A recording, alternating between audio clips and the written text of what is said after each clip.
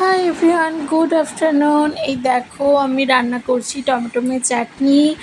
হ্যাঁ, আম দিয়েছি, আম শুকনো দিয়েছি, আর আমার বান্ধবী আম আদা দিয়েছিল, সেটাও দিয়েছি। এই আম আদা দিলে না চাটনির টেস্টটা এত সুন্দর হয় বলার বাইরে। আগে কোনো দিন আম আদার টেস্ট আমি জানতাম না, আমার বান্ধবীটা দিয়েছিল বলে জানি।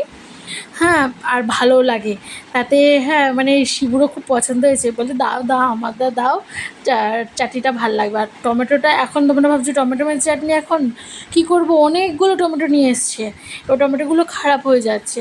তো সেই কারণে মানে বললো টমেটো মাছের চাটনি করে নাও, কিন্তু টমেটো মাছ তো আর টক হয় না, তবে একটু ফ্লেভারও দরকার। হ্যাঁ, একটু টক টকও দরকার। তো ওই আম শুকনোগুলো ছিল ওগুলোও দিয়েছি, আর আম আদাও দিয়ে দিয়েছি, যাতে একটু ফ্লেভারটাও হয়, একটু টেস্টিও লাগে।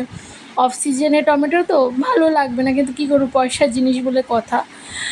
তো আবার একটু দেখো সবজিও রান্না করছি, অনেক কিছু চিন্তা মাথায় ঘুরছে। তাই দেখো আগে আমি এখানে সবজি দেবো, হ্যাঁ, তা না করে আমি না বেগুন দিয়ে দিয়েছি। তারপর যেন এটাকে নামিয়ে আবার সবজি দিই, তারপর রান্না করি। মানে যত উলট পালট, খুব প্রবলেমে চলছি, সময়টা খুব একটা ভালো নয়।